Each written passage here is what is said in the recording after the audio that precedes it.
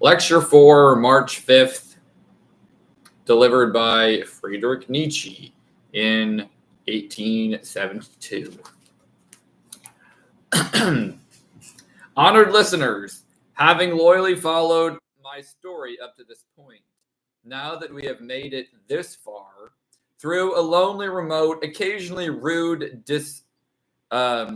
disconnected journey between a philosopher and his companion, you are now, I can only hope, inclined to make your way like hale and hearty swimmers through the second half of our journey, especially since I can promise you that a few more puppets will soon appear in the little marionette theater of my narrative.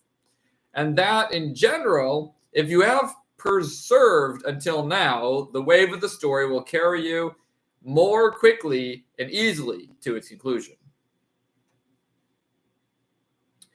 What I mean to say is that we have almost reached a turning point, and so it is that all the more appropriate to take a short look back and recall what we may have gathered from the wide-ranging conversation. Remain at your post, the philosopher appeared to be exhorting his companion. You are right to hope, for it is ever more obvious that we have no educational institutions, and that we need them. The gymnasium was established for this noble purpose. But our gymnasiums are either hothouses of a dubious culture that seeks to defend itself against a true education it truly has, that is, an aristocratic education limited to a few select individual souls, or else the breeding ground of a small-minded, sterile, academic erudition that may serve to make us deaf, blind to the blandishments of that dubious culture, but that has nothing to do with education. The philosopher had drawn his companion's particular attention to the strange degradation that is inevitably at the heart of a culture whenever the state believes it controls culture and can pursue state aims by means of culture.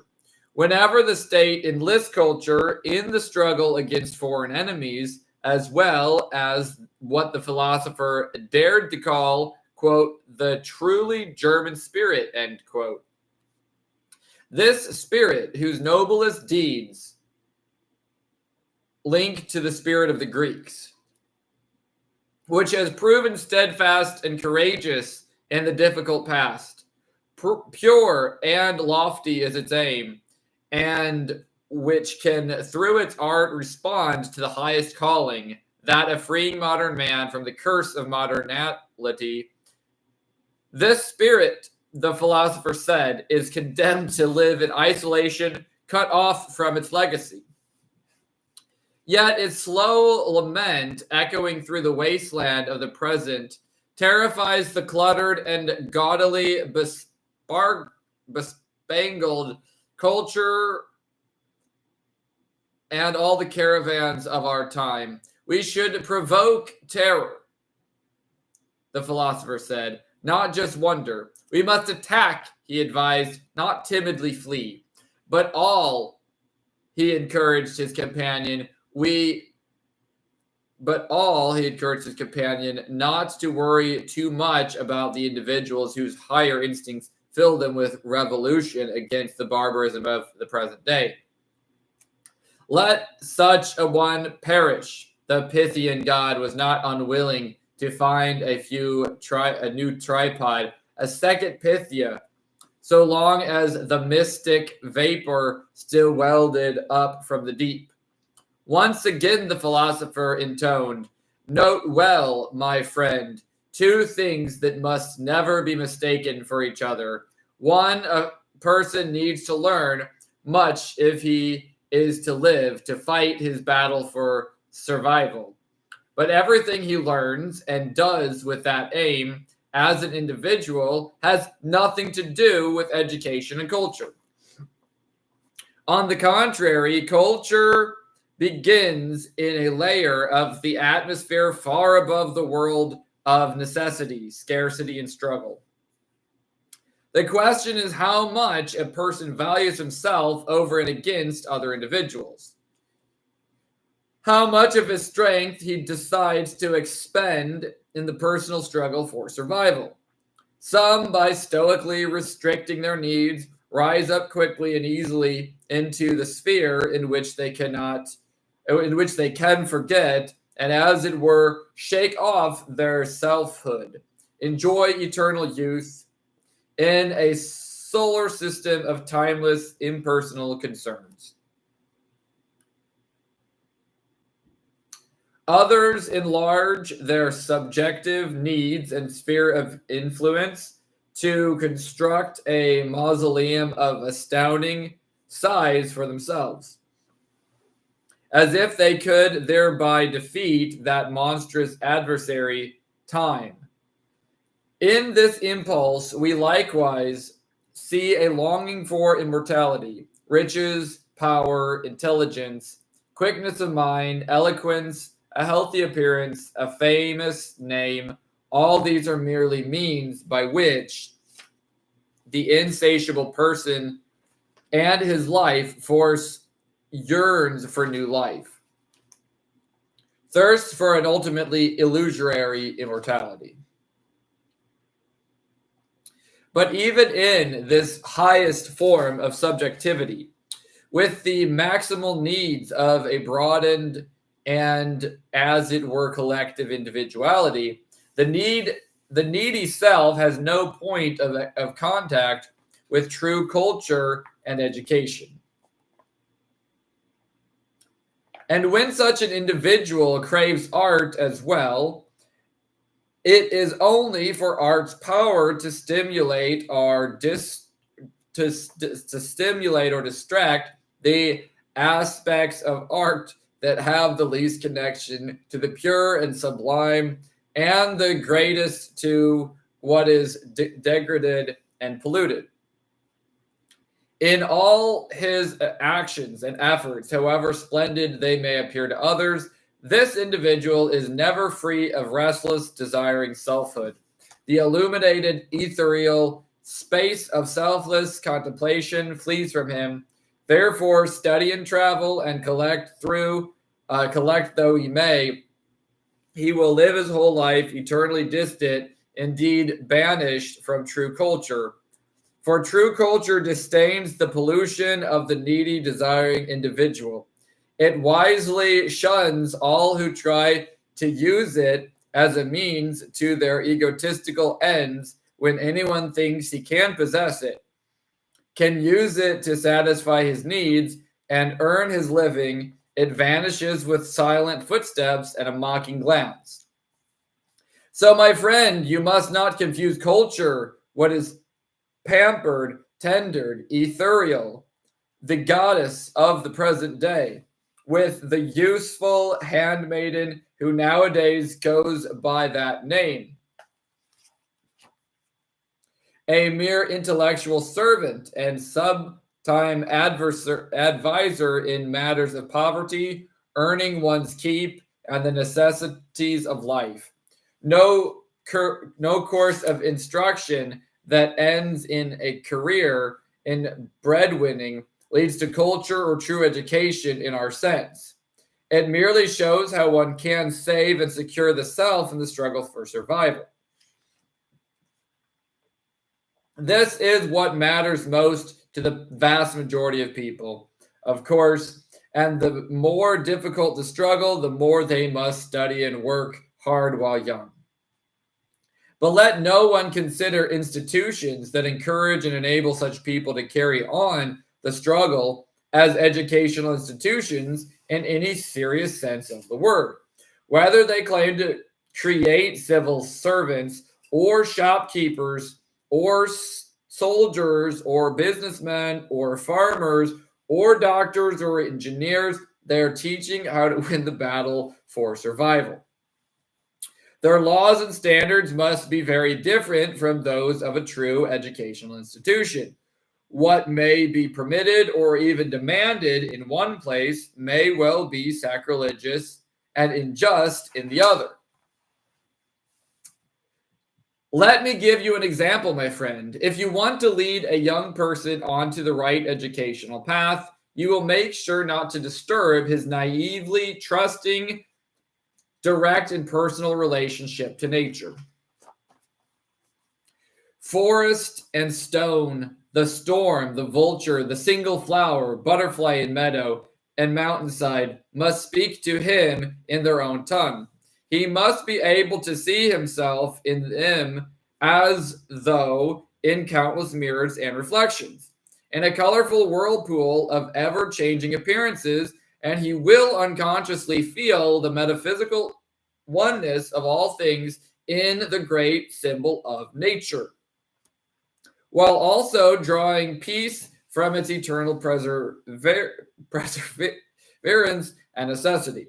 But how many young people can be permitted to grow up like this, so close to nature, in an almost personal relationship with it? Thanks for those who are watching, by the way. I see 2 people watching live. Thank you. But how many young people can be permitted to grow up like this, so close to nature, in an almost personal relationship with it?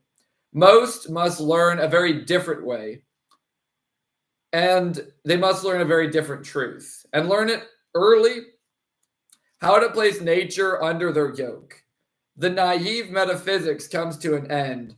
Botany, zoology, geology, and inorganic chemistry force an entirely different view on nature onto young men. What is lost as a result of this compulsory new view is not some poetical phantasmagoria, but the one true instinctive understanding of nature. What takes its place is clever calculation and the drive to outwit and defeat nature. Only the truly educated person is granted the priceless treasure of being allowed to remain faithful to the contemplative instincts of his childhood, and so he attains a peace, unity, communion, and a harmony that those raised for the struggle for survival alone can never even dream of. So, my friend, do not think I want to withhold from our Realschulen and our highest Bergerschulen the praise they deserve.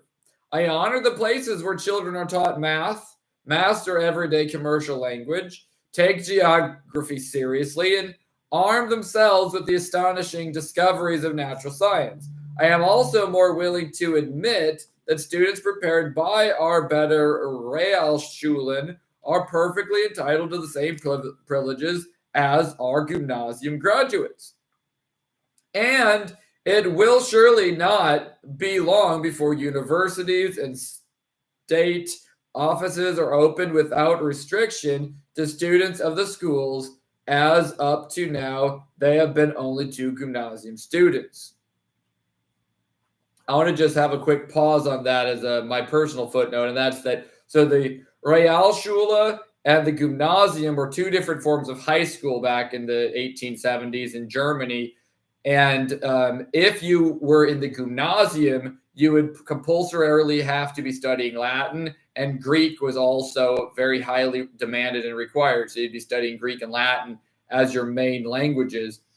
The Realschule was more or less a regular old high school where you'd only be studying German. And if I believe right, this did not have Latin, or if it did, had very little Latin. I believe the Realschule was just German.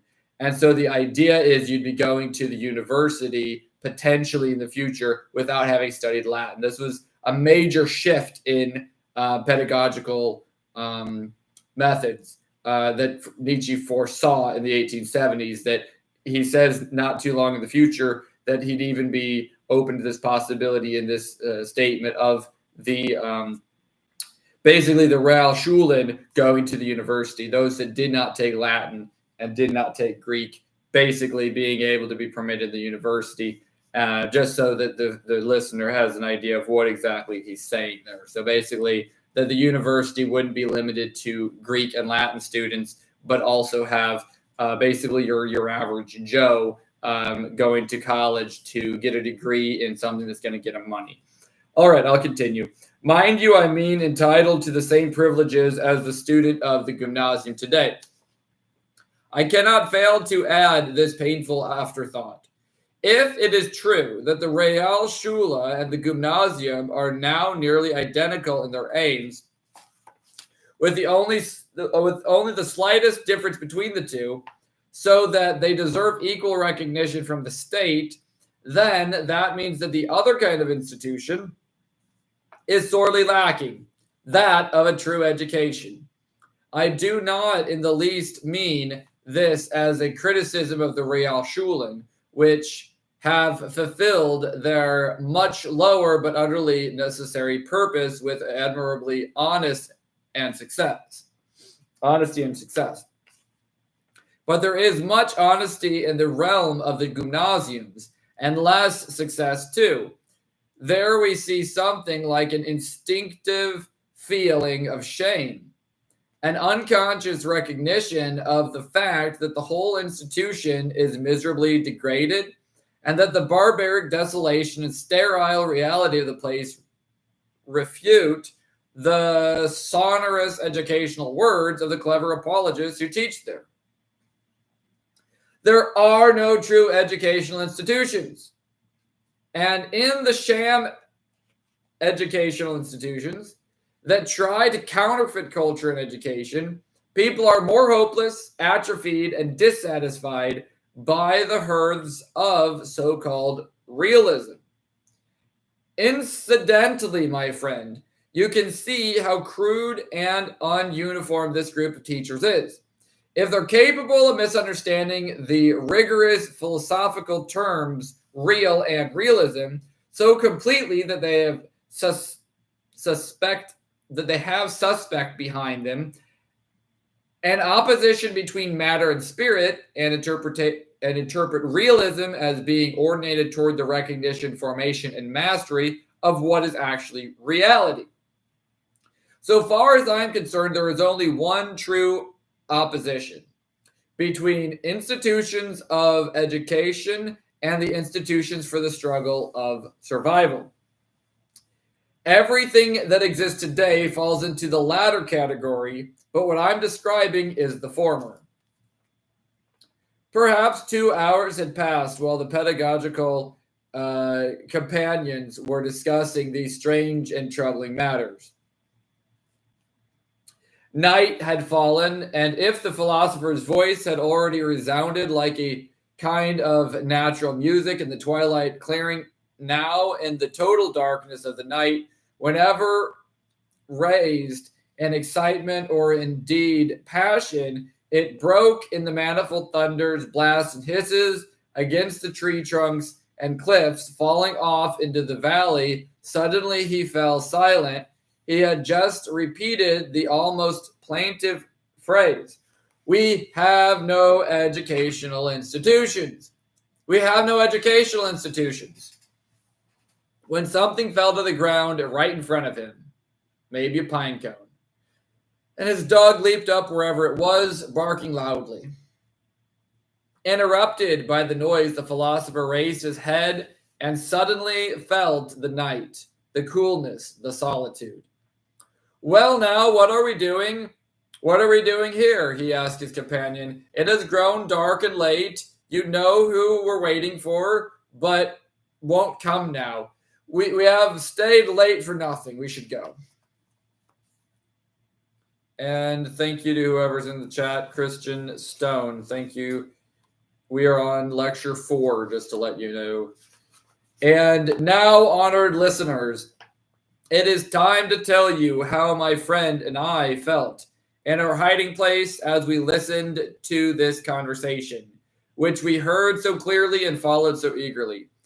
I have already told you that we had decided to perform a kind of commemorative ceremony there that evening to honor nothing else than the cultural and educational riches we youthfully believed we had happily harvested in our own lives thus far.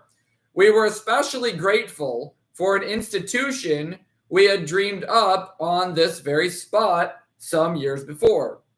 A small circle of companions devoted to encouraging while also monitoring our vital cultural urges, as I have already described.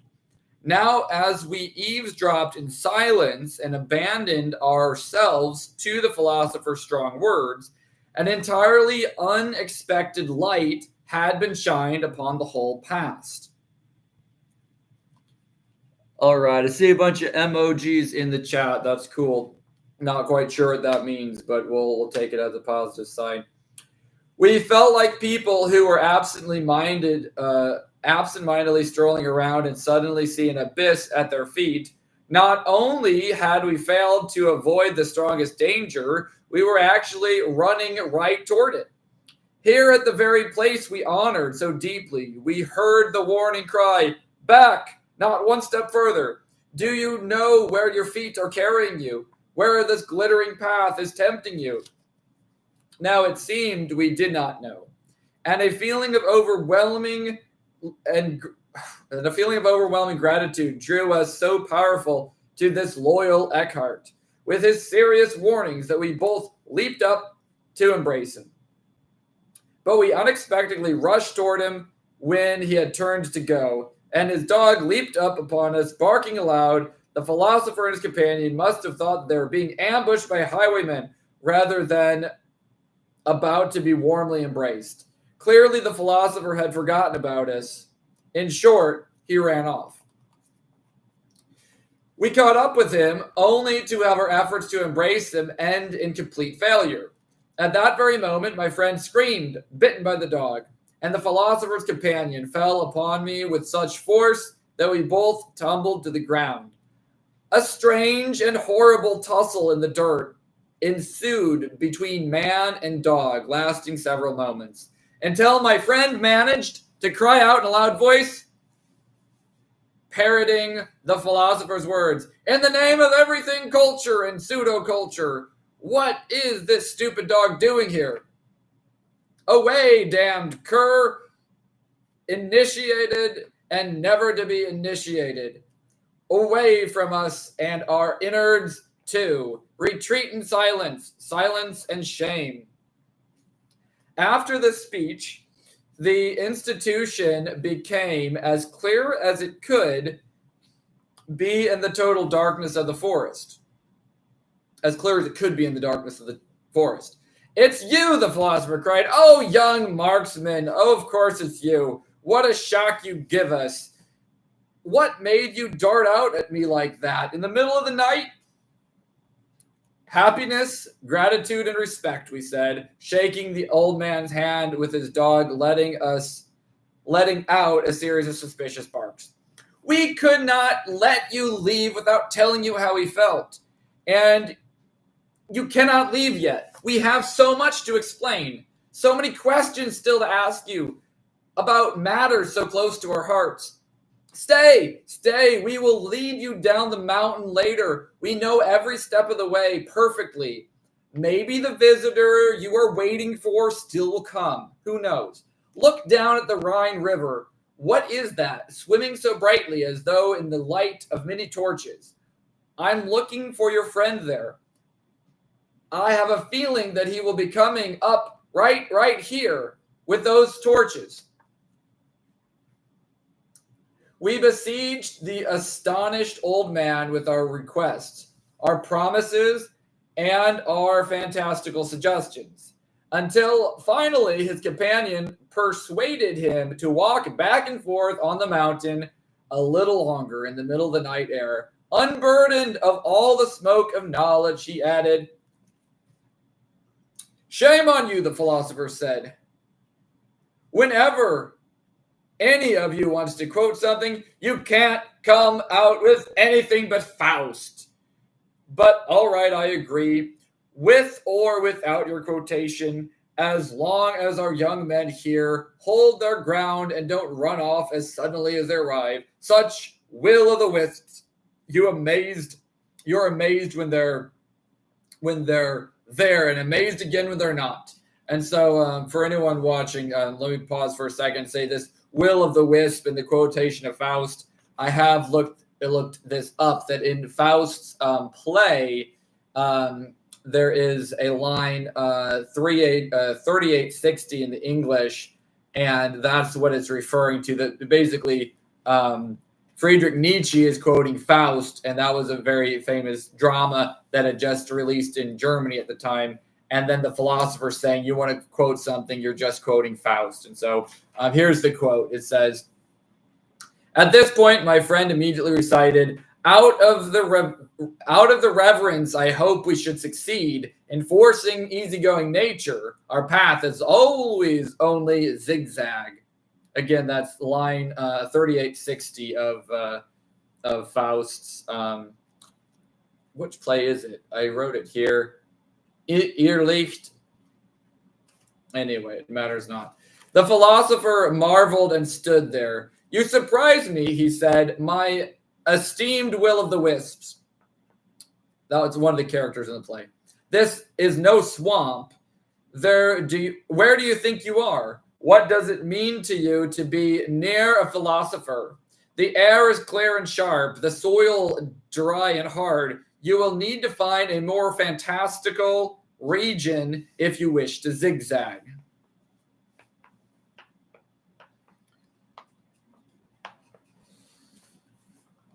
And again, I see some screwdriver, or like see a hammer and something in the chat. That's cool. Thanks for watching. So we're probably about halfway done. I think these go for about 50 minutes. We're about halfway through, finishing up as they're going to be going down the mountain now. Yes, this is true. Oh, hold on, I skipped a line. "I think these gentlemen have always told us," the philosopher's companion put in, "that a vow compels them to stay here for the time being.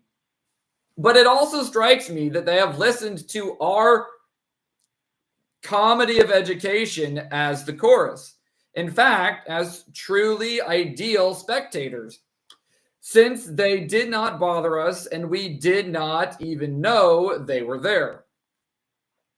"Yes, that is true," the philosopher said. "We cannot deny you this praise, but it seems to me that you have earned praise even greater."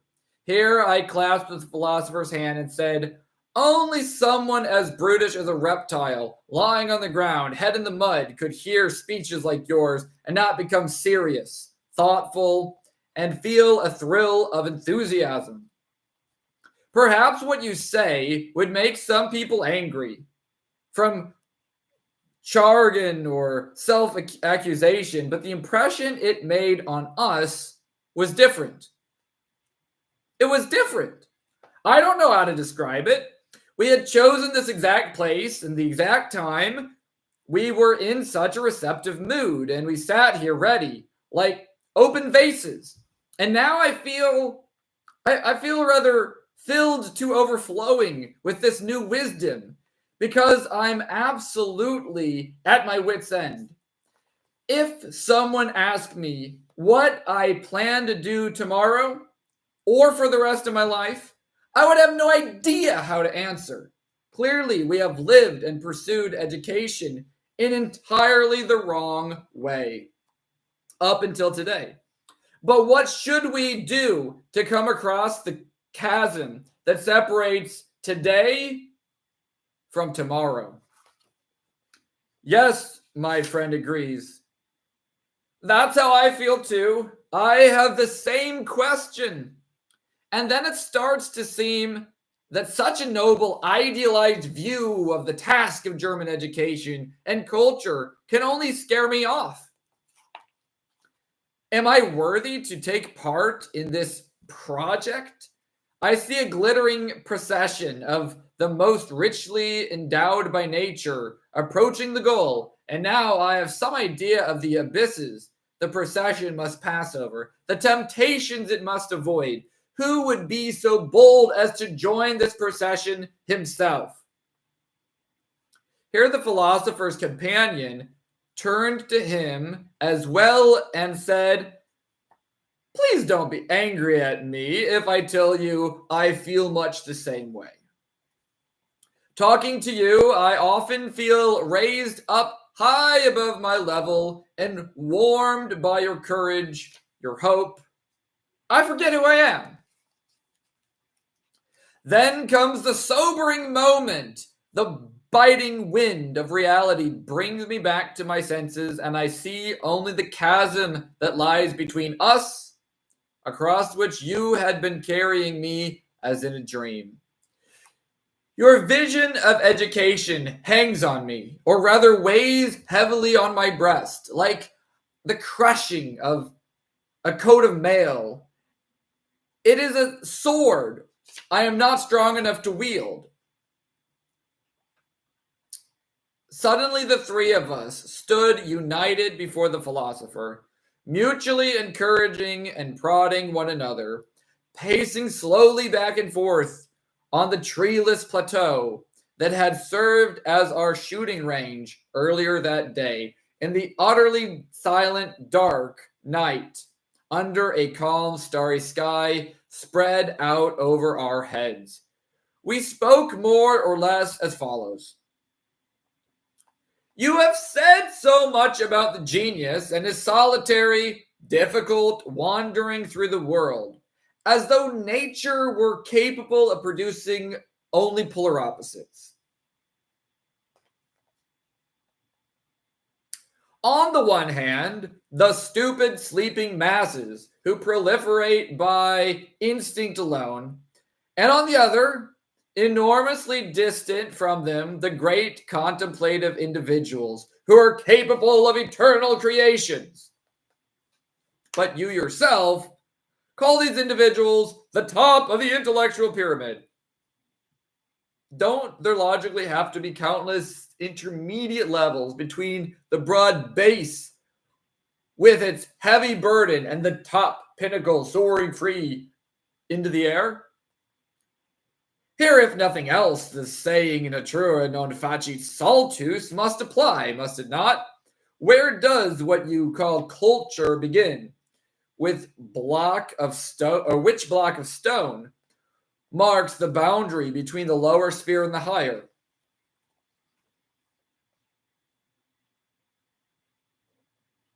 And if we can truly speak of culture, only with respect to these most distant beings, how could their incalculable nature be the basis of an institution?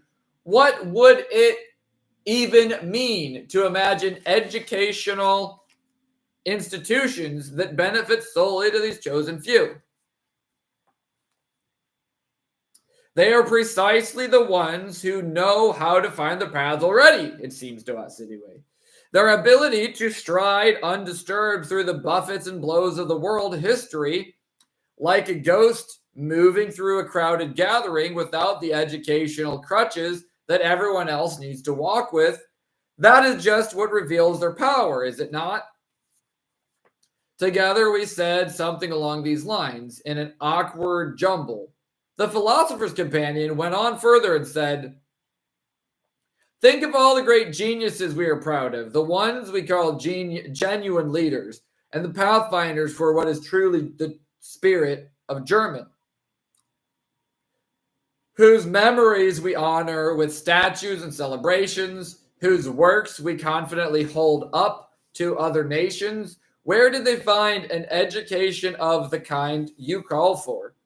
To what extent were they nourished and ripened in the sun of a native education?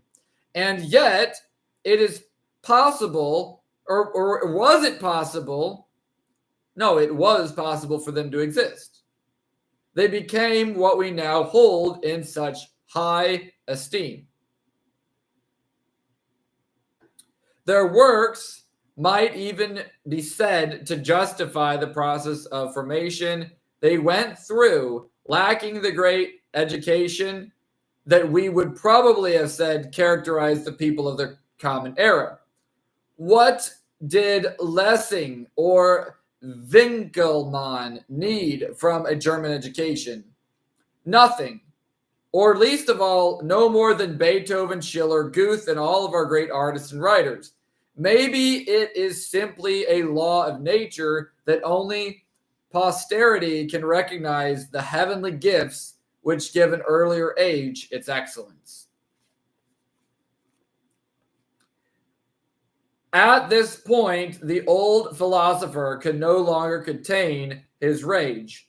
"Oh, you innocent lamb," he screamed at his companion, "bleeding of the simplicity of knowledge. Oh, nothing but suckling baby animals, the lot of you. What skewed, bumbling, cramped, hump-backed, crippled augments. I hear in them the sound of today's education. My ears are ringing with sheer self-evident historical facts and relentless sophomoric historical rationalizations. Remember this moment, O undefiled nature. You are old. This starry sky has hung above you for thousands of years, but never before have you heard such educated, fundamentally wicked, empty talk as the beloved chit chat of the present day."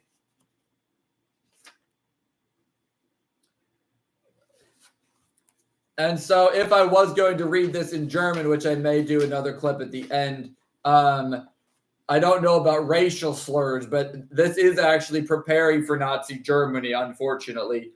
This education that Nietzsche was so against. That type of education went from the 70s to the 80s to the 90s to the early 1900s and did end up turning into Nazi Germany and prepared for Hitler and the extermination of many, many Jewish people and some other Polish and other types of people as well. So it's very unfortunate. That's one reason why I'm so acceptant of Friedrich Nietzsche's philosophy, because anything that would be against what turned into Nazi Germany is something that I would support very much so.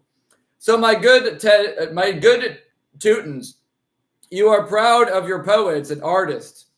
You point to them and brag about them to foreign nations. And since it cost you no effort to have them here among you, you spin the delightful theory that there is no reason to take my trouble about them in the future either. They come all by themselves. Isn't that right, my innocent little children? The stork brings them in, right? Let's not even talk about the midwives. Well, now, my good young men, you need a serious lesson. You think you can feel proud that these brilliant, noble spirits whose names you invoke were smothered, exhausted, and prematurely snuffed out thanks to you and your barbarism? You can think without shame of Lessing, reduced to dust by your idiocy, the conflict which your ludicrous totems and idols,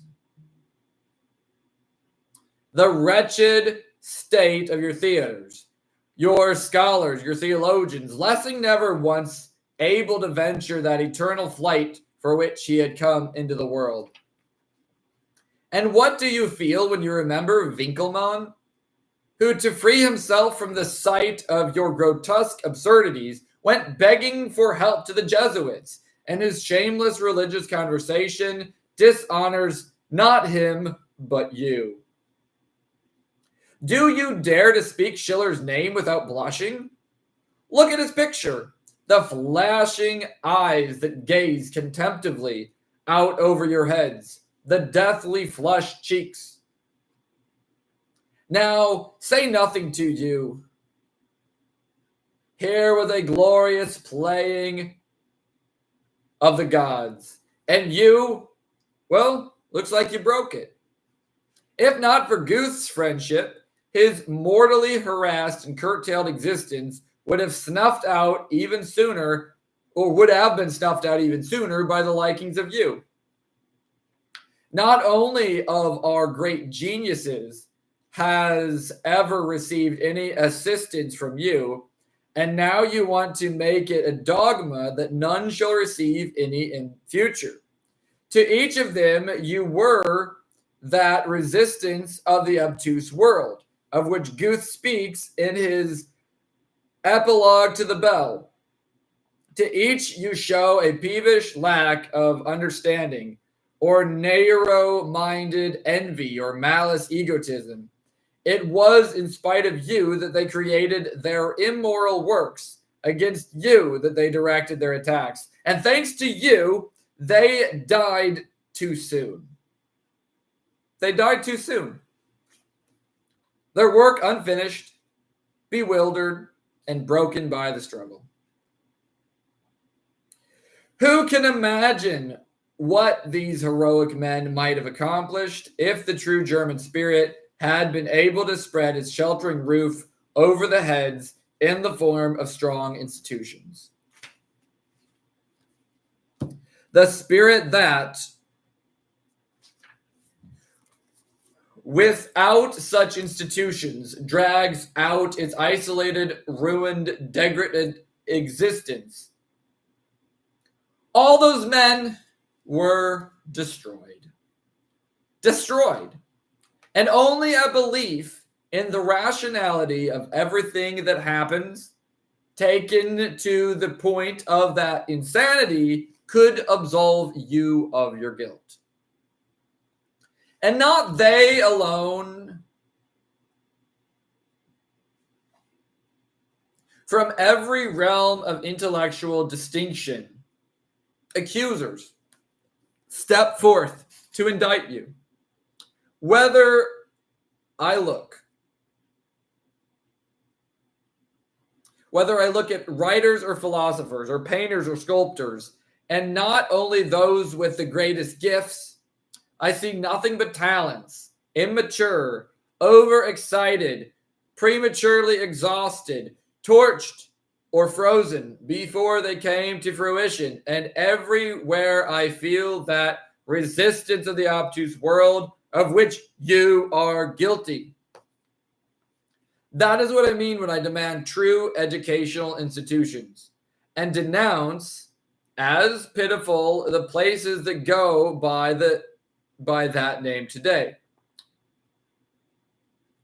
Anyone pleased to call this demand idealistic or indeed related to any ideal at all, no doubt hoping to fob me off with some kind of compliment, deserves the answer that what we have at the present is simply villainous and disgraceful.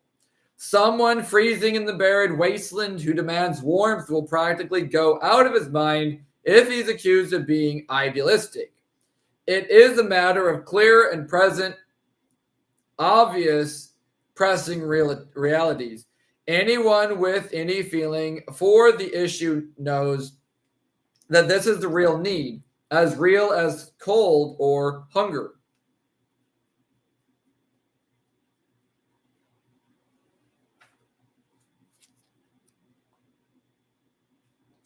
But if someone feels nothing, well, at least he now has a yardstick with which to measure where what I call culture stops and which block of stone in the pyramid separates the lower realm from the higher. The philosopher seemed in a kind of frenzy. He had stopped in his tracks and given his speech by the dead tree trunk that had early served as the target for our shooting practice. He urged himself to walk on with us a little further. Not a word was spoken among us for some time. Slowly and thoughtfully we paced back and forth. Having put forward such foolish arguments, we felt not so much shame as a certain restoration of personality. After the philosopher's heated and not exactly flattering speech, we felt closer to him than before. I would go so far as to say we felt a more personal connection. For such a miserable creature is man that nothing brings him closer to another more quickly than when the latter reveals a flaw.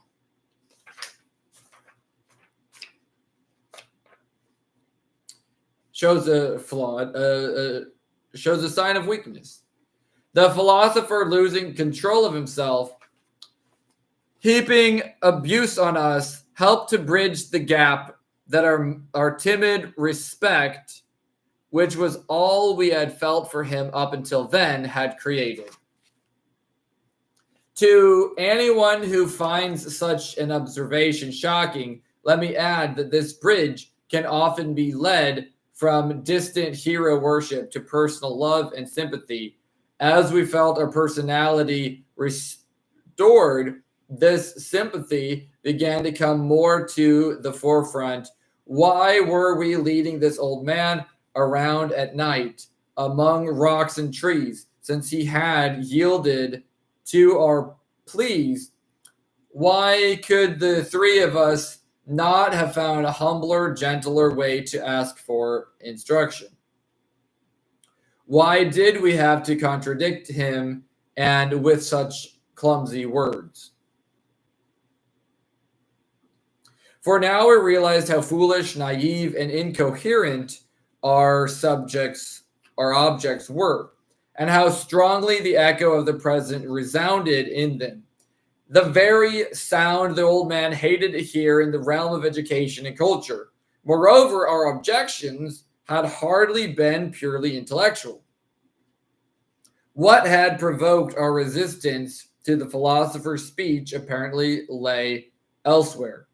Maybe what had spoken from our mouths was only our instinctive fear that a man like him might not see us in a positive light. Maybe all our earlier ideas now simply compelled us to reject his view, since his view completely rejected our own claim to culture and education. But one shouldn't argue with anyone who takes an argument personally, or rather, as the moral would go in our case, anyone who takes an argument personally shouldn't argue, shouldn't contradict others. So on we walked at the philosopher's side, sorry, ashamed, dissatisfied with ourselves, and more than ever convinced that the old man must be right. And we had been wrong, and we had done him wrong too. How far in the past our youthful dream of an educational institution now seemed, how clearly we recognized the danger we had avoided by sheer chance. That we might ourselves give up body and soul to the educational system that had called us forth so temptingly from the gymnasium. Ever since our boyhood years, why, in fact, had we not joined the public chorus of its admirers? Perhaps only because we were still real students, because we could still step back from the pushing and grabbing, could still retreat from the ceasingly tumbling and crashing waves of public life onto our own little island, which now was about to be washed away as well.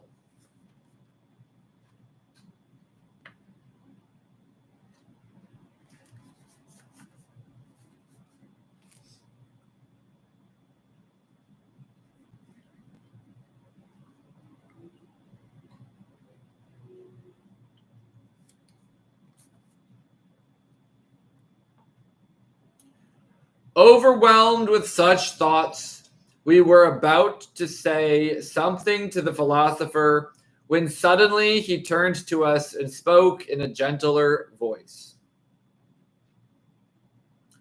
I have no right to be surprised if you young men act rashly and recklessly, for you can hardly have ever given serious thought to what you just heard me say. Give yourselves some time. Take what I have said and carry it with you. Think about it day and night. You now stand at a crossroads. Now you know where the two paths lead. Follow the one, and your era will welcome you with open arms. You will not lack for honors and decorations. An enormous crowd will carry you along with as many like-minded people thronging behind you as you struggle ahead. When the person up front gives the word, that word will echo through every rank and file. And on this path, the first duty is to fight in rank and file. The second duty is to anyone who does not want to stand in rank and destroy him. going to read that one more time. And on this path, the first duty is to fight in rank and file. The second duty, to take anyone who does not want to stand in rank and file and destroy him. We're going to read that one more time. And on this path, the first duty is to fight in rank and file. The second duty, to take anyone who does not want to stand in rank and file and destroy him.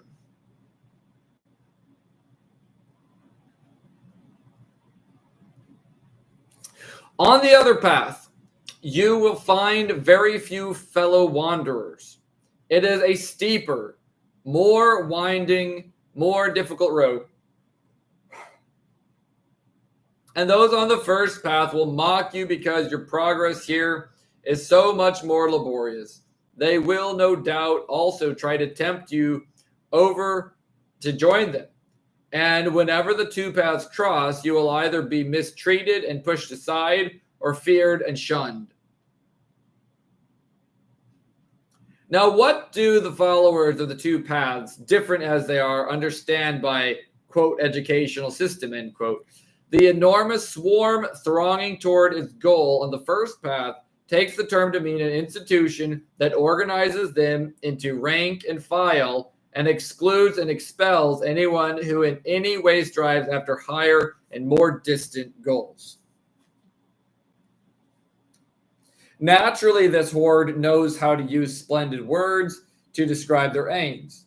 For example, they will talk about the universal development of individual personality within fixed, shared, national, common human principles. Or else proclaim their goal to be the foundation of a people's republic grounded in reason, culture, and justice. For the second, the smaller troop, an educational institution is something completely different. Those in this group want a solid structure to serve as a bulwark against the swarm of the first group, which wants to overrun them and spread them from their comrades. They want something to prevent any isolated individual from losing sight of his sublime and noble task through premature exhaustion, or by being diverted, corrupted, or destroyed. For them, the point of a common institution is to help the individual complete his work. But his work is, as it were, purified of every trace of selfhood, meant to rise above the ever-changing transience of the age and purely reflect the eternal, unchanging nature of things. The individuals in this institution, purified of selfhood too, will also make every effort to prepare the way for the birth of the genius and the creation of his work. There will be many well suited to play such supporting roles, even among those whose gifts are of the second or third rank. And only by working in true educational institutions like these will they feel that they're fulfilling their duty in life. These days, however, the continual seduction of fashionable culture divert just such people with just such talents from their true path, leaving them adrift and cut off from their own instincts.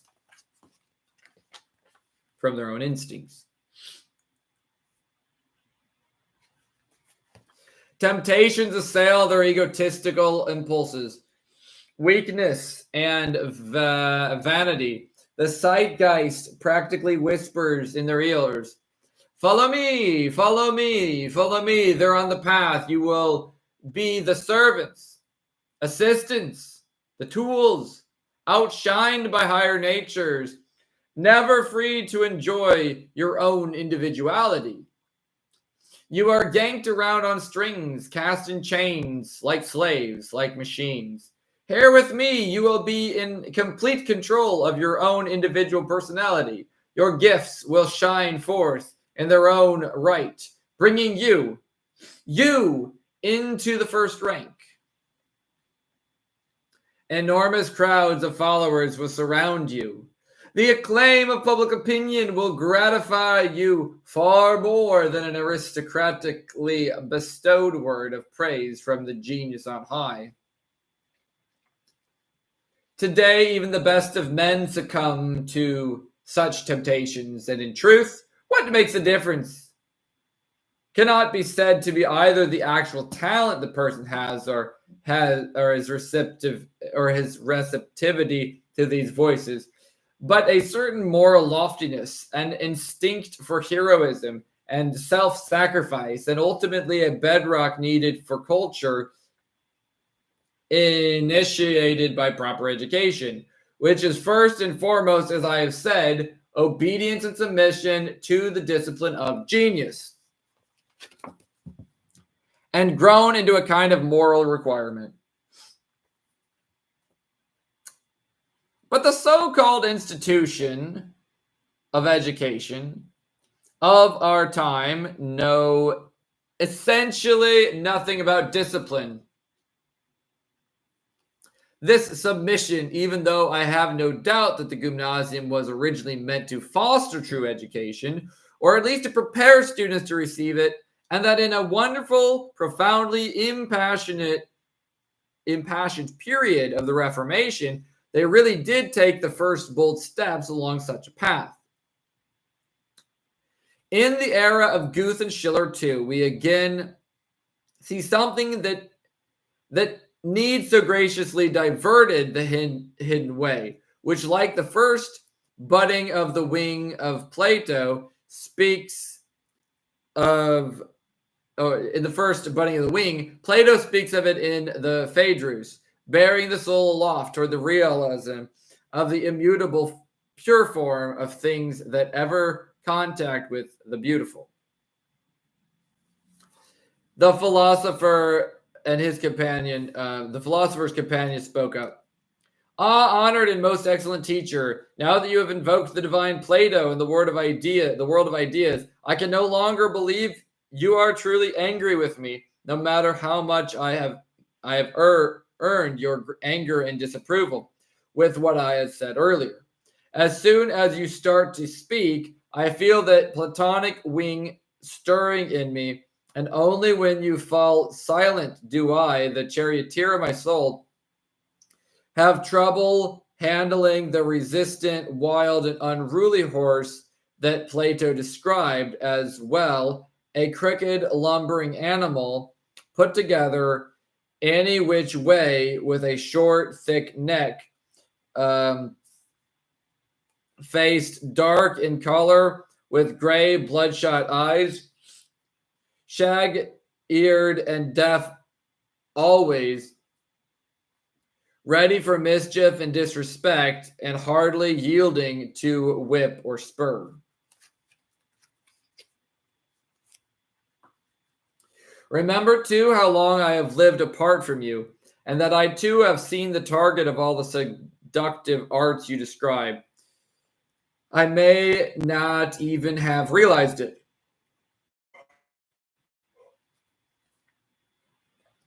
But perhaps they were not entirely unsuccessful. I now understand more clearly than ever now how important it is to have an institution that makes it possible to live among the rare men of the true culture. To have them as our leaders and guiding stars. How dangerous it is to wander in solitude.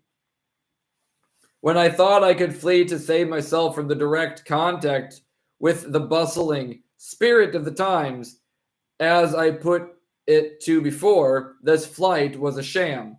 The atmosphere of the present continually soaks into us through countless caterpillars.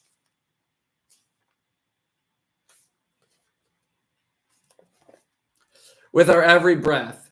And no solitude is lonely and distant enough to put us out of reach of its clouds and fogs. The images of that so-called culture slink around us in ever-changing disguises. as doubt, as profit, as hope, as virtue, and even here with you, having been taken in hand, as it were, by a true solitary champion of culture. This charlatanry has the power to mislead us. How steadfast and true, ever on the alert, the little troop of an almost sectarian culture must be. How they must support and strengthen one another, how rigorously they must scold every misstep, and how sympathetically forgive it. Teacher, having rebuked me so forcefully, please also forgive me. You speak in a language I do not like, my good friend, the philosopher said. It reminds me of the religious convecticle. I want nothing to do with such things. I liked that Platonic horse of yours, and will forgive you for his sake. I'll trade you my suckling lamb for your horse. But I am not in the mood to keep walking out in the cold with you anymore. The friend I was waiting for may be foolish enough to come here at midnight, since he promised for to come. But I have waited in vain for the signal we agreed upon, and I cannot understand what could have kept him so long. He is usually punctual and precise, as we old men are wont to be, something you young men tend to consider old-fashioned. But today he has left me in the lurch. How annoying! Well, come with me, it's time to go. And just then, something happened.